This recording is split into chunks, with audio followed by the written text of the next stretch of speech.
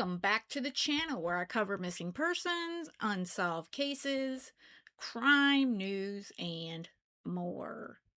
So, first off, I hope you guys all had a nice 4th of July holiday weekend for those in the United States of America. I know I had a really hot and humid but fun 4 miler, four on the fourth race here in Central Florida. It was a really good time, less for the Florida heat. But I know some of you guys out of Florida will go, well, that's what you get for living in Florida. But yeah, you know how it goes. But again, I hope you guys all were safe and had a good time. It's time for us to get back into some of these cases. And you may have heard of this one. I started looking into it a bit last week, and it is very, very disturbing. 16 children were found in a Vinton County home. This is in Ohio last week, and it is appalling. It is the most disgusting thing that the Ohio Attorney General, law enforcement, anyone who was at that scene has seen, and some of them in their entire career. It has been stated by the Ohio Attorney General. His name is Andy Wilson, and I quote, "The home really looked third world, just beyond comprehension. In looking at the evidence, if they had waited another 24 hours, there was a very high probability that we'd be dealing with one or multiple deaths." He said that at the presser last week, and we are going to go through that momentarily here.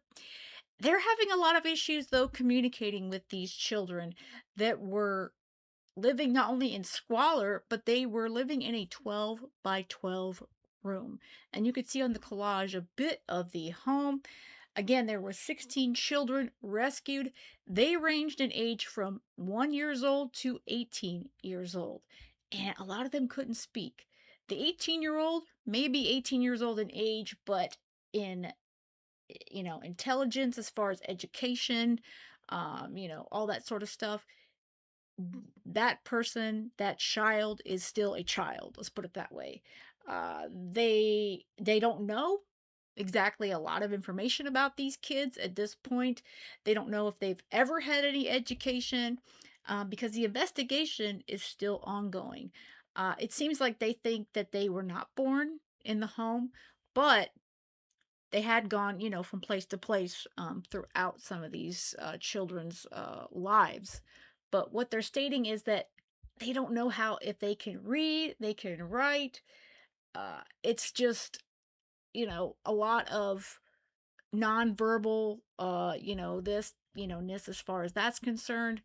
And so there's going to be a lot to get through to speak to these 16 children. And obviously, the 1 year old's not going to be able to say much, but even the 18-year-old can't really communicate because of the lack of education. Um, Again, this was a horrific, horrific scene.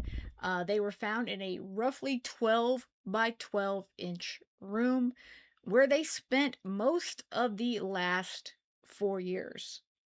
And it's horrible, and it's hard to believe. And the neighbors have come out since then and stated they had no idea that any children were living in that home. They had no idea.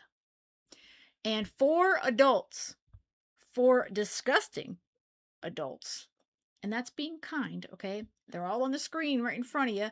Gary Siders Sr., Gary Siders Jr., Christina Siders, and Elizabeth Siders. They have all been charged at this point with 17 counts, including child endangerment, which is a second-degree felony, and they all pleaded not guilty last Wednesday when they were seen by the judge. So again, more charges are expected, and that could include more child endangerment charges, and who knows what else.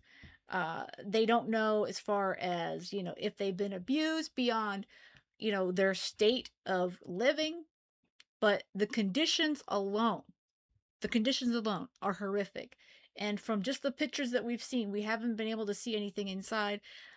The investigation is so early on, and with the lack of being able to communicate with these victims, there's a lot for these investigators and these social workers, all these folks to get through before they can do even more.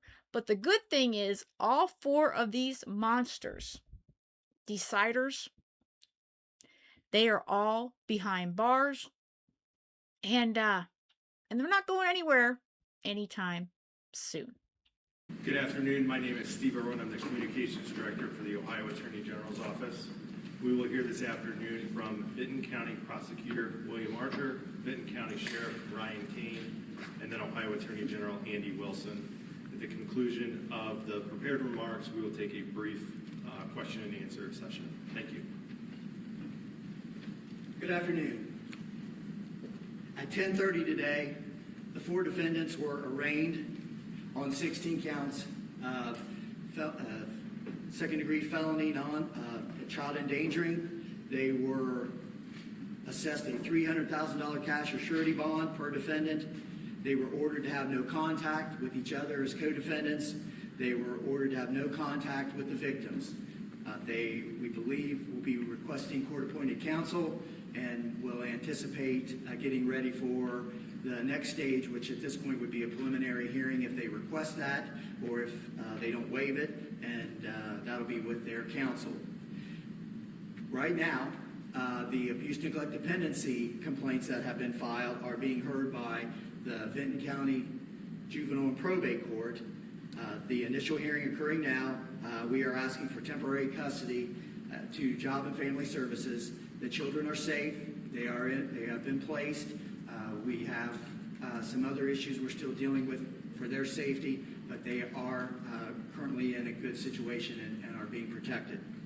The last thing I want to mention very quickly, particularly for our local community folks, is this is an intra-family situation. This is not human trafficking. There is nothing to put our other children at risk. This is clearly involved a multi-generational family in a very limited situation. We know the early reports came out that some of this might be going on, but we want to assure the public that their children in Benton County are safe and they do not have to worry about these defendants. I will now turn it over to Attorney General Andy Wilson. Sure. Sorry about that. I just wanted to touch on what the prosecutor had said. Yesterday, I know everybody's got a lot of questions. The nature of the crimes, we have a lot of hurdles that are real sensitive that we want to get you guys information as quick as we can, but the age range of the kids there's a lot of specific hurdles involved in this crime. We will get you that information as soon as we can. We just want to let you know that, also to touch back on that the community is safe. They're just as safe as the day before you learned that this had happened. And we're still working on it, and we're going to do the best we can to make sure you guys are informed. God bless this department and everyone who is working on this case, because honestly, I think that they are really out there for the good of these 16 children. Because as you're going to learn in this press conference, they went to this home about another case, and that involved Junior. It was a parallel case that had nothing to do with these kids. They had no idea these kids were inside of that home. No idea whatsoever. Thank you.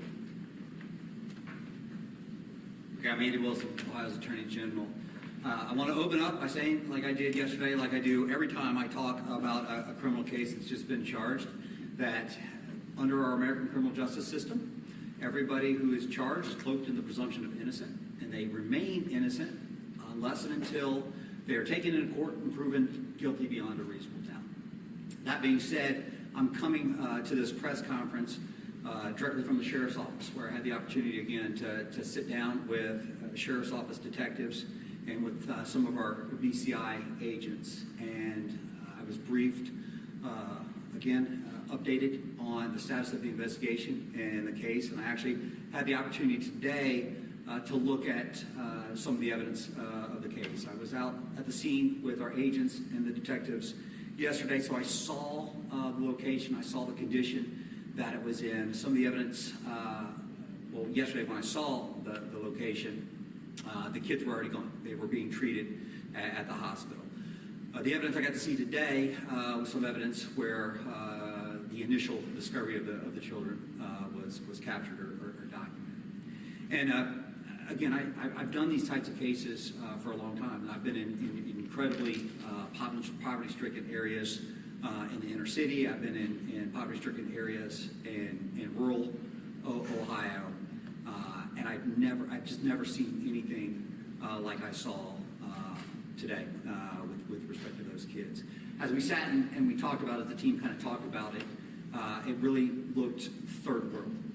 It's the type of thing that we're not used to seeing here in America, where our children are really our most precious resource, and we have an obligation as parents, guardians, and custodians to love our kids, to care for our kids, to ensure that they are safe, that they are well fed, that they have safe conditions to live in. That's what we expect here in America.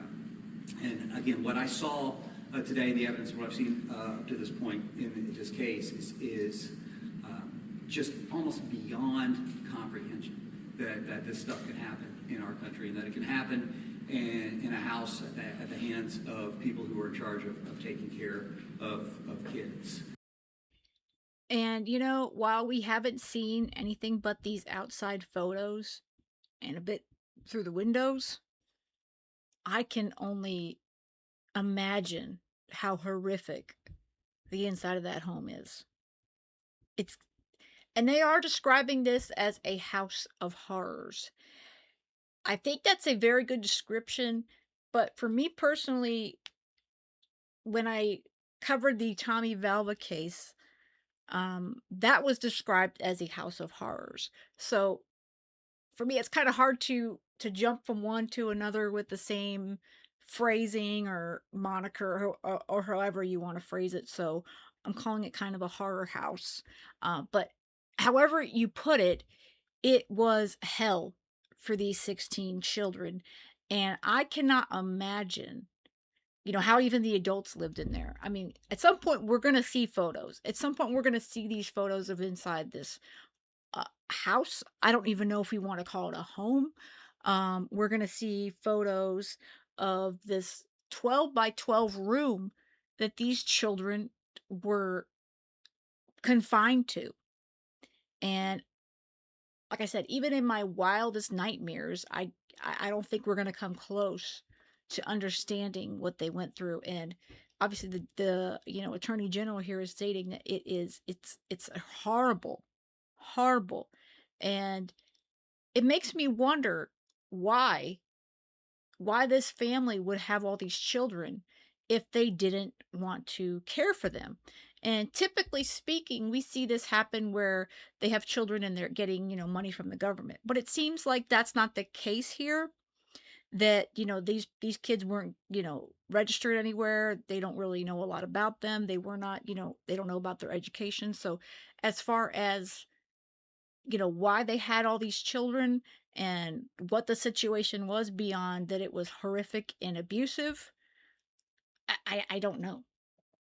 Uh, in looking at the evidence, I can tell you without hesitation that a lot of credit has to go to local law enforcement, to Ohio BCI. I have the superintendent of BCI, Bruce Pichanowski, with me here today, and I have the on-scene supervisor, Jim Mulford, who really, it was his team that put this case together and worked with local sheriffs, deputies, and sheriff detectives in putting this investigation together. And they took it to the prosecutor's office to get the warrant, or at least have the warrant approved.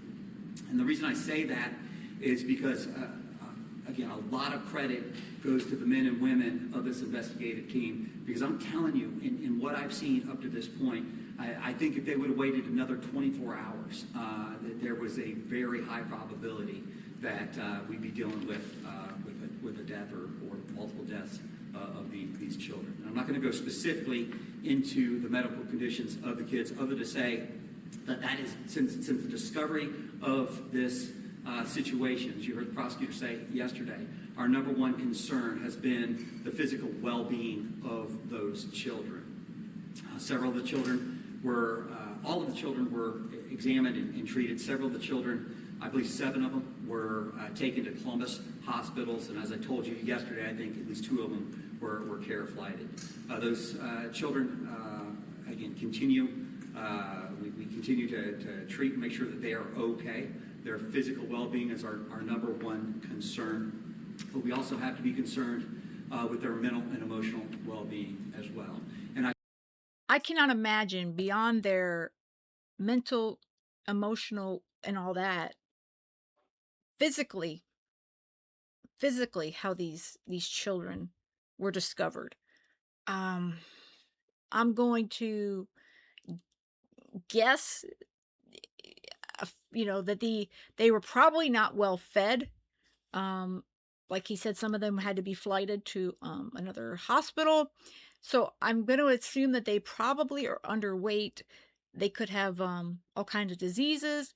I mean, who knows the horrors health wise that these kids have and they have been dealing with. Um, you know, just the 4 years that they have been at that home, that horror house. I can tell you on behalf of the investigative team, on behalf of the prosecutor, the sheriff's office, that is the number one priority, is make sure that these kids are taken care of physically, mentally, and emotionally.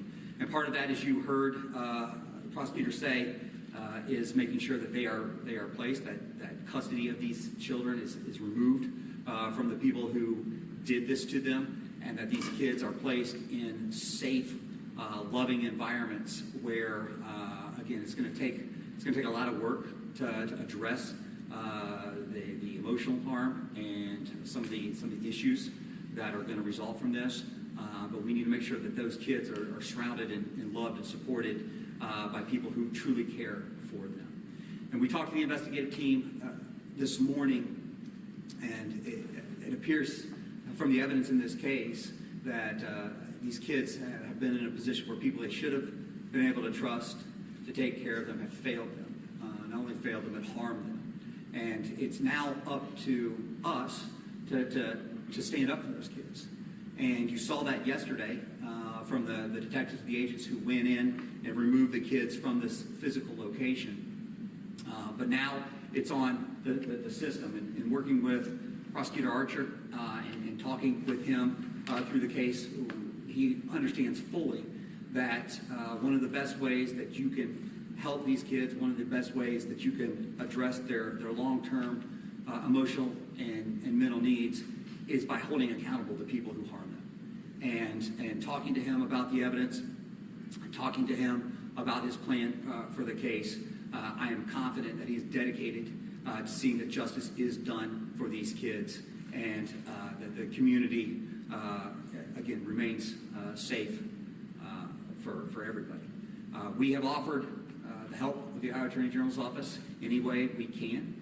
We have our Special Prosecutions Division. I have Jimmy Lowe, who's the Deputy Attorney General for Law Enforcement. He's been down with us all morning. We've offered up prosecutors from our Special Prosecution Division to assist, and I believe we're gonna partner in helping with that case. But our role is one of support and leveraging our resources. I want to thank Governor Mike DeWine. I talked to Governor DeWine a couple times yesterday. I talked to Kara Winty, who is the Director of the Department of Children and Youth, ensuring that the needs of these kids, the placement of these kids, because as you can imagine, placing 16 kids in a county of this size taxes the resources. I have assurances from the governor and from the Department of Children and Youth, the governor's staff, that they will provide whatever we need, whatever resources we need to support these kids and help protect these kids. The other thing I want to say is this, as the prosecutor said, this is isolated to an intrafamilial event. the citizens of this community don't have to worry about their kids being part of this, or somebody out there in addition to this that may be doing harm to their kids. But if anybody out there has information about this family and about these kids, if they call the Ohio Attorney General's office, and we'll have that number here available after this press conference. They call the Ohio Attorney General's office to our tip line. We certainly will get that to BCI, and we will want to talk to you as the investigation moves forward. So with that, I certainly appreciate the good work of everybody involved in this case. And Steve, I think at this point we'll just turn it over to a few questions. Attorney General Wilson, I'll start real quick because I think it would be helpful for others to know. You said yesterday that this family has been traveling and has been here for I don't know how long of a period of time. Can you talk about how long they've been in Benton County, and then can you share any information about where they have been prior to perhaps help other families in other parts of the country that may see this and wonder, wait, the Siders were living here and I'm worried about what might happen in my hometown. How long have they been here? Where did they come from? Sure. We know that they have ties with Gallia County. There was some talk that they may have been down in Pike County. There was some talk that possibly they in Jackson County. There was some talk that they were up in Wisconsin for a little bit. And it appears that they've been back here in Benton County for about 4 years. Was Elizabeth the mother of all of these children, and how were you guys tipped off by this? I'm not going to answer that because it's an ongoing investigation.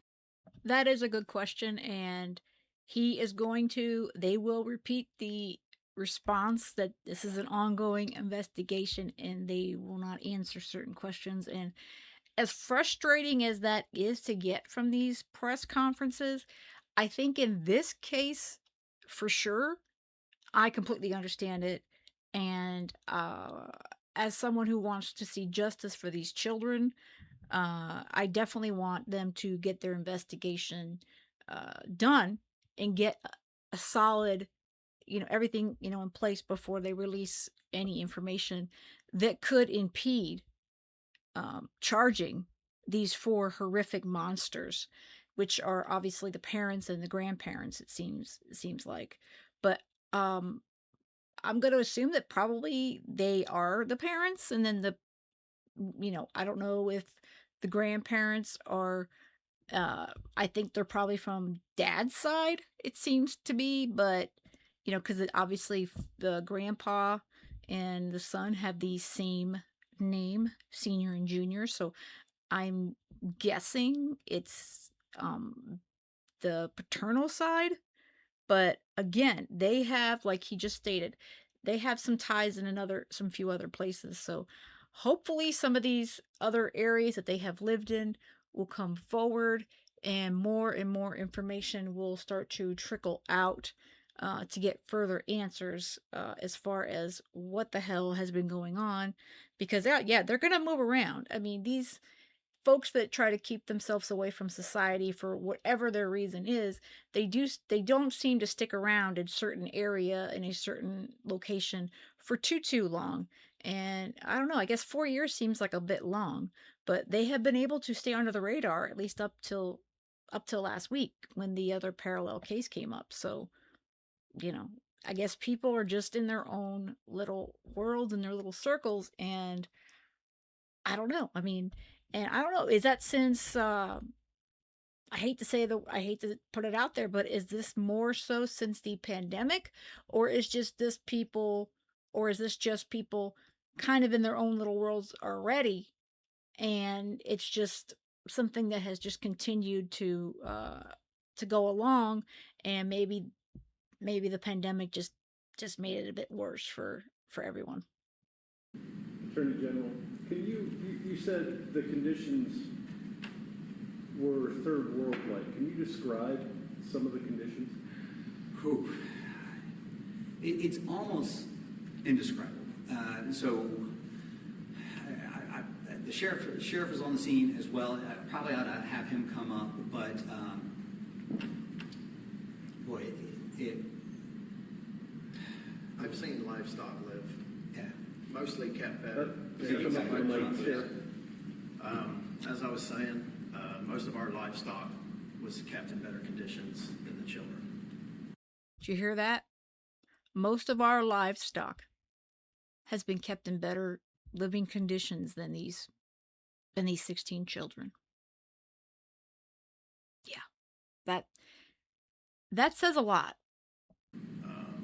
It was extremely high presence, I'm sure, of bacterial and human feces. It was just a disgusting scene.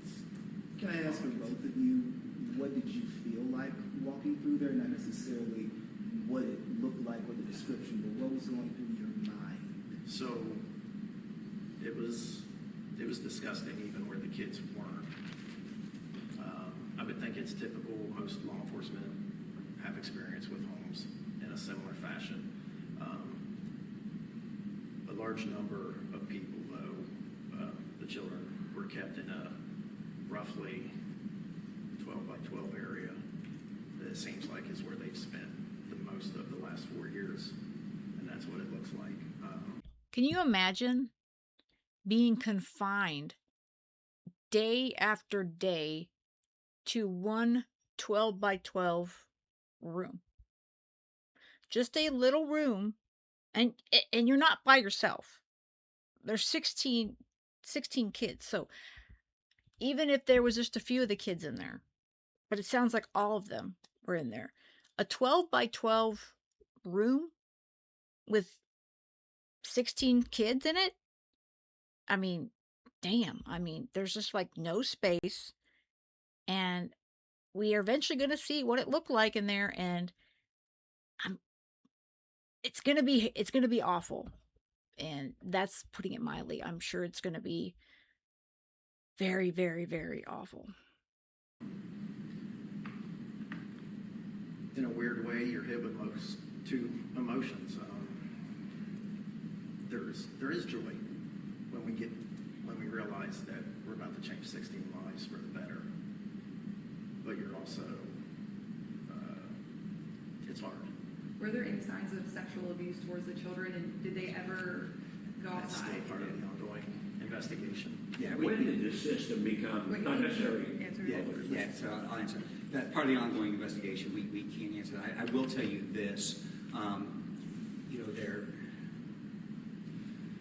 there isn't much evidence that kids live there. As we talked to some of the neighbors, we talked to some of the people from the neighborhood. These people have been here for about 4 years, and you would talk to some people who live in the neighborhood who said, I had no idea that kids were even there. And talking about, somebody asked about, to describe the conditions, adding on to what the sheriff said.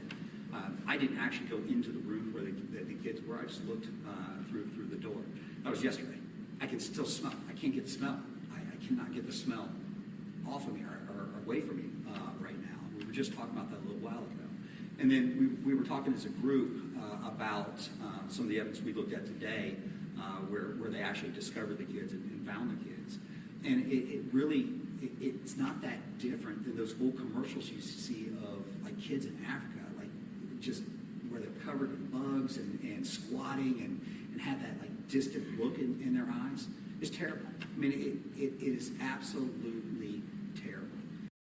I think he's giving us a very good idea of what these officers, the sheriff, and the first responders had to, and what they saw when they found these kids. You know, we see those commercials on TV. It's horrible. We can't imagine living in that kind of a world. But these kids were living in that sort of environment in Ohio. In Ohio, the United States of America. And again, we've got to make sure the kids are safe. We got to make sure they're placed in good, solid therapeutic placements. And we have to hold accountable the people who are willing to do this to their own family. When did the system? Were the kids enrolled in school? No. Are there any warning signs that investigators are now looking at, considering that this was happening in our community for such a long time, it went unnoticed? What is being done about that looking ahead? Yeah, well, obviously, we'll look at you look at every single case and look at lessons you can learn or how you can do it better so conditions don't repeat themselves. So we're certainly looking at that. Again, the evidence shows that these folks were pretty good at hiding these kids. And I think you're going to see that part of the reason they were hiding these kids is they knew that these kids were neglected. They knew that if anybody actually knew what was going on, these kids probably would have been removed and they would have lost the kids. So, they were pretty adept at keeping these kids out of sight and out of the eyes of the investigators' eyes. But we have an obligation. And again, that's one of the things I talked to Kara Winty about yesterday at Department of Children and Youth. We always have an obligation to go back and look at these situations and look at areas where we can make improvements. And having worked with Governor DeWine for a long time, I know that's exactly what he does in every single case. So we'll go back and look at the full case, the full investigation. Really, right now, I told the investigative team this morning, even though this all blew up yesterday, we're really just at the beginning of all of this. We're dealing with making sure the kids are safe, making sure that the kids get placed, gathering the evidence, doing the search warrants, taking in the property, doing all of the casework type of stuff we have to do. I'm certain that down the road we'll look broader at those type of issues as well. And like he said, these adults, monsters, as I call them, they just knew how to hide these kids from anyone outside of the walls of that house. They became experts at it. So obviously, folks like CPS, family services, law enforcement, they're going to work on trying to figure out, how they can prevent something like this from happening in the future. But when it comes to like your neighbors, your neighborhood, you know, if you're a neighbor and there's children living in a home in this sort of horrific situation or even something even close to it, would you or me, would we know that that was happening? That's definitely something that I've been wondering since I heard about this. If there was someone in your neighborhood that had children living there in this squalor, in this horrible horror house, would you know? Would any of us know? Or would we just be as oblivious and unknowing as the first responders were? When did the system or any mandatory reporter become aware of this, or was this done directly by law enforcement and it came to the sheriff's department first, or how did you guys learn about it? Yeah, all I can tell you on that part is there was an investigation, there was a parallel investigation going on for something else that led law enforcement to that house on the search warrant. And they went into the house on the search warrant and discovered this. Should all the kids survive, and are they hospitalized? So as of this morning, some were basically examined and released last night. Some were admitted to Columbus hospitals last night. I know that there was one that was in ICU, that was in critical condition, was intubated at one point, and I don't know who all's been released and who hasn't, other than the 7 were stayed overnight. With the children being isolated like this, when you rescued them, were they able to talk and communicate? That's one of the challenges we're facing during the. Yes, sorry. That's one of the challenges we're facing. That's why there's kind of contributes to a lack of information. It's one of the investigative challenges we have to face is that they are limited. They can communicate, but it's extremely limited, and some not at all. Are any of these children, are they found on Amber Alerts and the same kids' platforms or anything like that? How was the conditions deemed unsafe for officers to go? I'm sorry, I couldn't hear you. So as they were doing the search warrant yesterday and moving property, they literally were about to fall through the floor. Yes. Was there any indication that the kids were involved in public life or education prior to moving to the county? Not at this time, no. How long was this investigation going on? And were there any complaints that were made to local child welfare authorities? Well, again, I'm talking about the part of the investigation that got us to the search warrant. And that was an ongoing cooperative investigation that had gone on. Again, something unrelated. It wasn't about the welfare of these 16 kids. At that point, we didn't know that there was going to be 16 kids there. We weren't. Again, when they talk to people, people were like, "No, I haven't seen any kids. I haven't seen any kids there." So some of that is out there with respect to the parallel investigation. That was going on. I don't know. It was a joint effort between Benton County and BCI. Maybe a month, 6 weeks.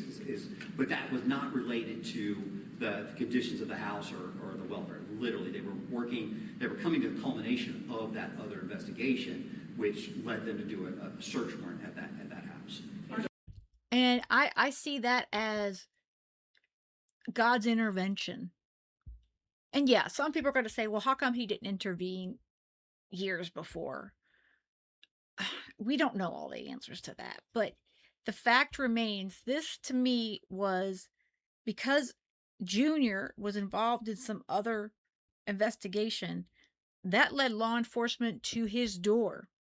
And because of that, they were able to discover and save these 16 children and charge all four of these monsters. So, yeah, this whole thing is horrific. It is horrific. But, on the bright side, they have been saved because of this other case investigation that law enforcement was working on. Birth certificates for the children? Are there birth certificates for the children? Anything on record? We're still part of the investigation. That's still part of this. That's something we're working on. How exactly are the four defendants related to each other? I don't want to make an assumption here.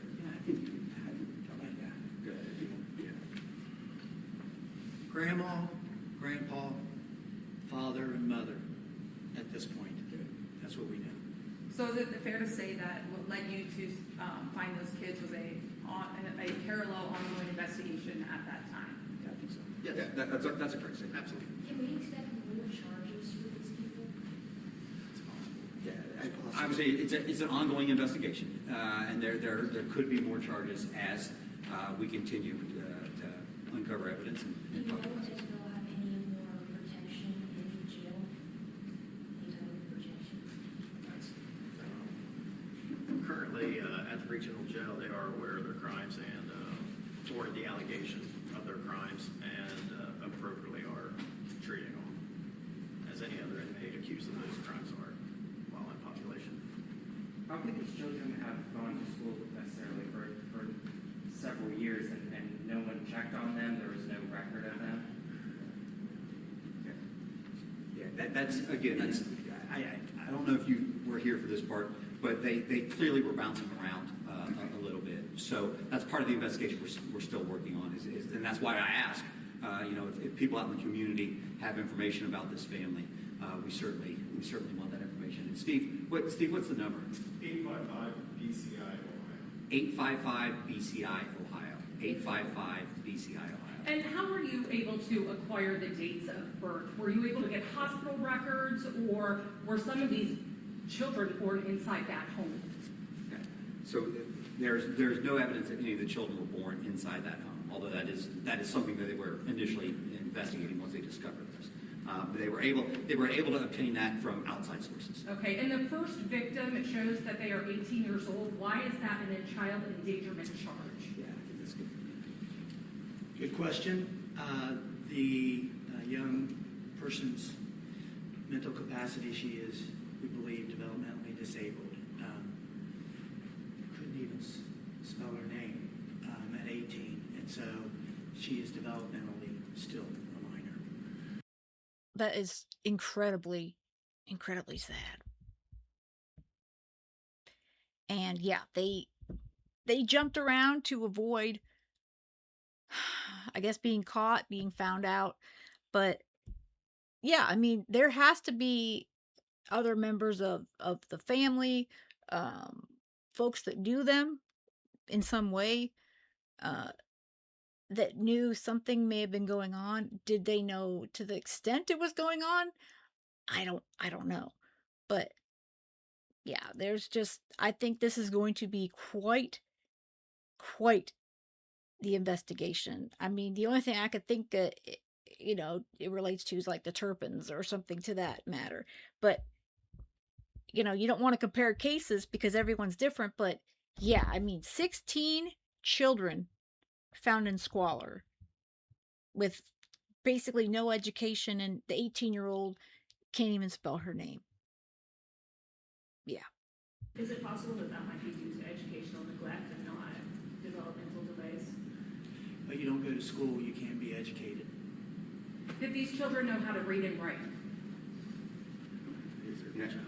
Yeah, again, we're working through that right now. Some of these children couldn't even speak. Yeah, so, I mean, we're talking, this is very, it was terrible. I mean, they really, it looked like almost feral animals. It was terrible. So when we're talking reading and writing and education, we're talking a whole nother level of expectations here. Like, it's hard enough just to get these kids to be able to the 18-year-old can't spell her name. Attorney General Wilson, real quick, it sounds like it was an impossible scenario for law enforcement. If you don't know, you don't know, and things are happening inside a home, and I'm sure you all can appreciate that. Is there anything to say that other communities, that neighbors like to be neighborly and not infringe and live and let live and all the things? But this sounds rather awful. Obviously, you would hate to think it's happening anywhere else, but it very well could be. What are some things you can touch on that front? Maybe some recommendations just to keep an eye out, and if you see something really strange.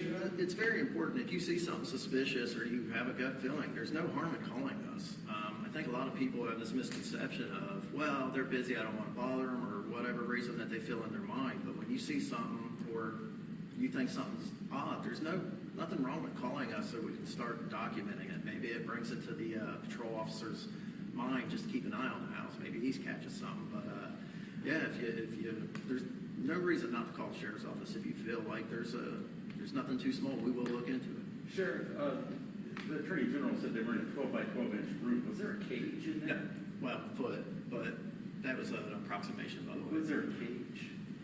No. They were only being kept in there by the door, the household door. We're getting a little bit too far into the specifics of the case. I'm sorry. Was there any previous involvement with child services? Yeah, again, that's part of what we're running down right now. We look, like I told you, we're looking at the criminal investigation. We're looking at placement and protection of the kids, and part of the longer term investigation is figuring out who's known what about these kids. Did Elizabeth Sider birth Question. Did Elizabeth Sider birth any or all of these children? And is she a victim herself? That is all still part of the ongoing investigation. At this time, can't continue on that. If I may, just one last question. The property owner, I think that's an important issue. Who owned this property? Who is responsible for the property? It looked like the owner passed away last April. It was owned by a trust. So at this point, we're continuing to look at that, but the deeded owner is actually the deceased woman's trust. Do we know what the next steps are from here? Thank you. That's it. That's all we're gonna do. So thank you very much. Appreciate it. Yeah. It's horrible, and this is just the beginning, as they've stated. This is just the beginning. There is we always like to say there's more questions than answers, but there truly are more questions than answers in this case. Look at this home. I mean, it's got all kinds of crap outside. I mean, there are people who do live, like hoarders. So to say that they just had a big mess, I'm sure neighbors may have thought they were just highly messy hoarder types, but to not know they had children, they've got to have had, in my opinion, a great hold on these kids, mentally, emotionally, physically, and they just stated that some of them couldn't even really speak. They couldn't spell. There's just so much there that, they probably didn't yell out or have any verbalizations if most of them were fearing who knows? They could have been fearing for their life. I mean, but again, there's just so many questions in this investigation. I think we just are going to have to wait to see what the sheriff's office, um, the attorney general, district attorney's office, they find out about the Siders family. And I'm definitely curious about the rest of their family. Who else is part of their family and what did they know, if anything, about, the four adults and any of these children. I mean, just look at these mugshots. They all look like they all just excuse my term, but they look like shit. They look like absolute shit. It doesn't look like any of them really bathe themselves. They look horrible. Um, I mean, if they look like that, God forbid what these kids look like. And they went out and about. I mean, Gary Siders Jr. was the one they were going after for the parallel investigation. So, yeah, I think there's just so much to this that we're going to have to keep following it and following it as things start to trickle out. So I'm invested, and there is more that I can discuss, but I don't want to make this video too long. And I want to hear you guys' thoughts on this for sure, because I mean, wow. I just can't fathom this happening in 2026.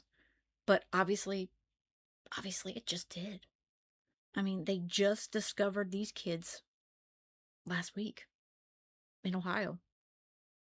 All right, guys, I hope you have a great rest of the day. And most of all, stay safe.